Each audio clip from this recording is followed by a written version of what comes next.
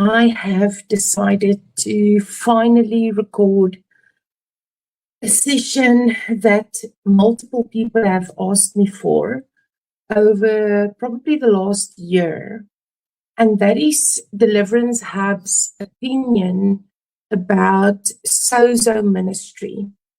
So I have a couple of notes, and because of my brain fog these days, I choose to write everything down. So if it seems as if I'm reading, I am.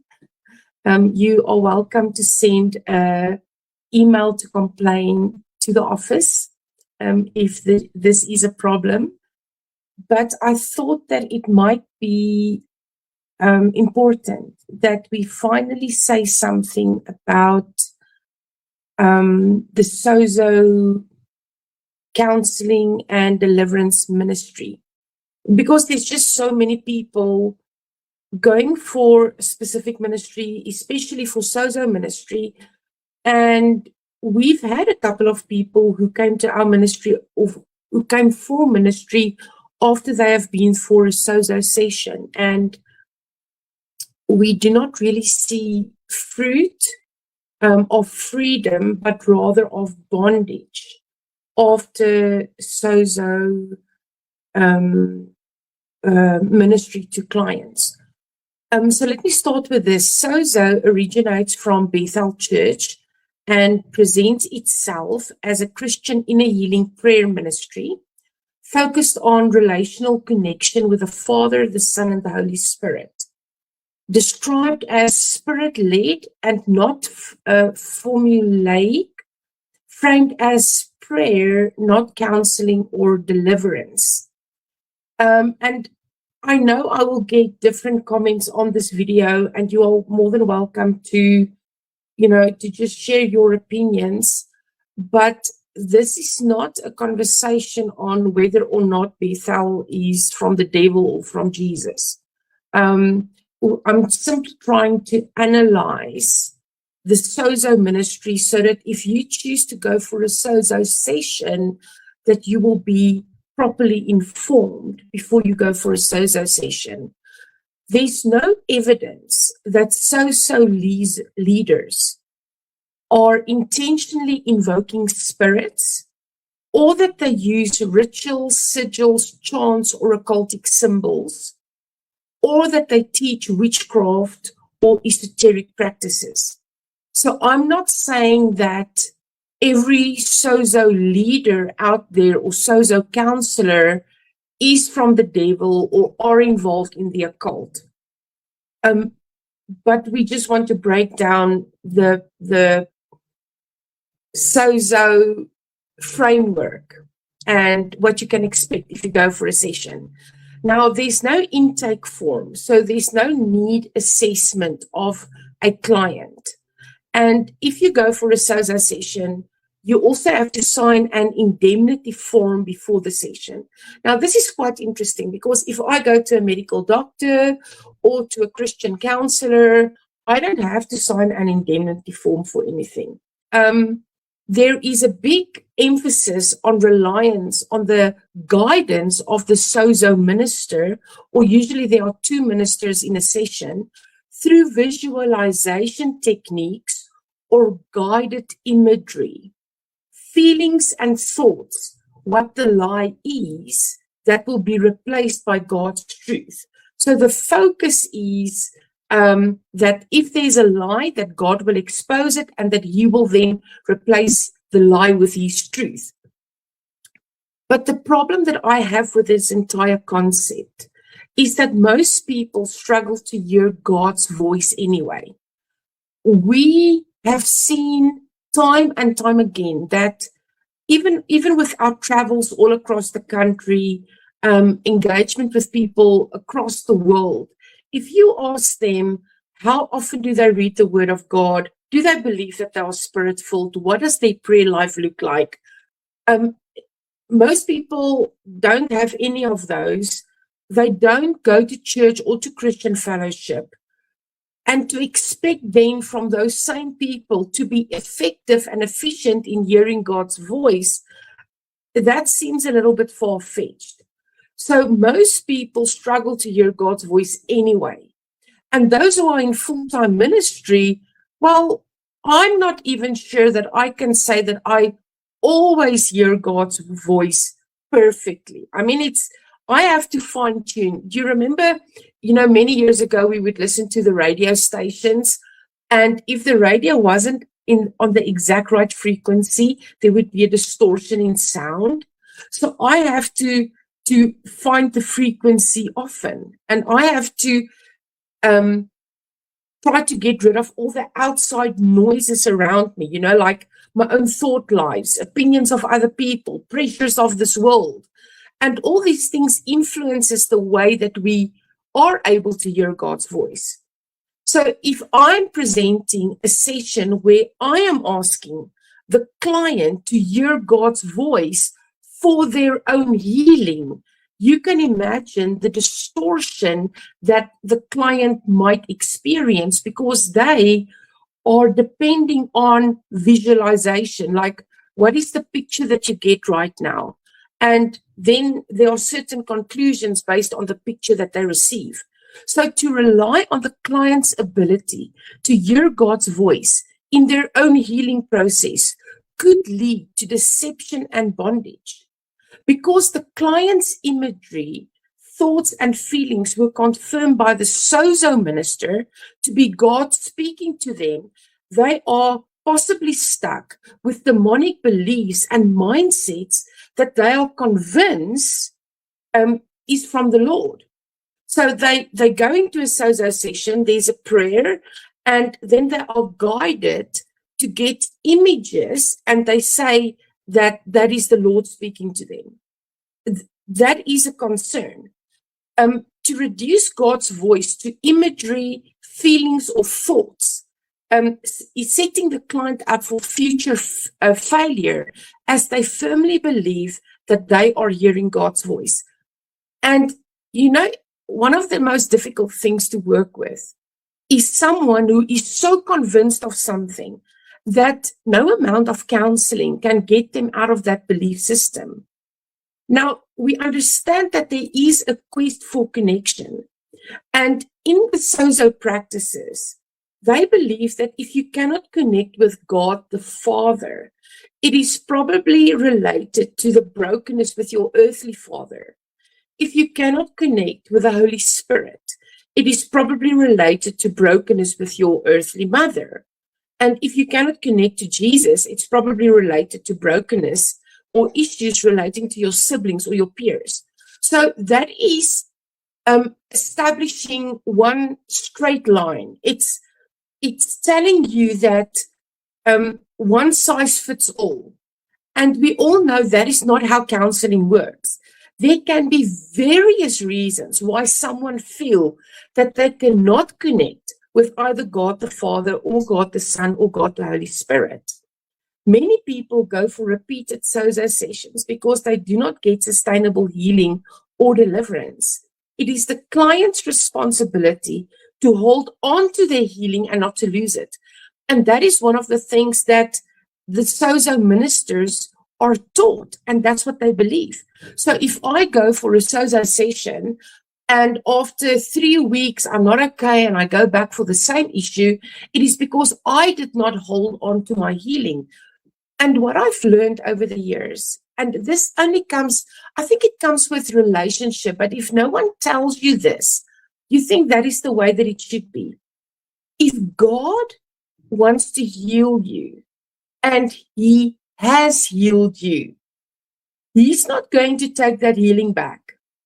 And nothing you can do can cause you to lose your healing again. Like, if God supernaturally, in His infinite glory, wants to do a miracle, how are you going to turn that miracle around? And, but yeah, according to them, you can lose your healing, and it's your responsibility to hold on to it. There is a lot of visualization techniques or guided imagery. Jungian psychology is one of the things that, or one of the techniques that's used in when it comes to active imagination, New Age healing, shamanic journeys, and various occult visualization practices. And as I said before, when we started, that I'm not saying that a Sozo practitioner is using the occult, but when we look at visualization techniques and guided imagery, it points a lot to occult practices. Biblically, scripture emphasizes that God speaks through his word and discernment through tested revelation, not internally generated imagery. The risk is subjective inner imagery replacing scriptural authority. We cannot depend on pictures and thoughts and think and believe that God is speaking to us when he's not speaking to us. Sozo also use the 4 doors as spiritual mapping. So they use frameworks like fear, hatred, sexual sin, and the occult. And those are the 4 doors that they use as anchor points to work with the client. Now, also again, if you are a counselor, you know that the possibilities is endless. Like if you only have to work with those things, you will get stuck and your client won't get very far because you limit yourself. And then there's a huge authority problem in Sozo ministry because, I think this is one of the things that I have probably the biggest problem with in general in ministry is when people say something like, God showed me. It's like, what better and what stronger authority is there than someone saying, God showed me? And that is often used in Sozo sessions.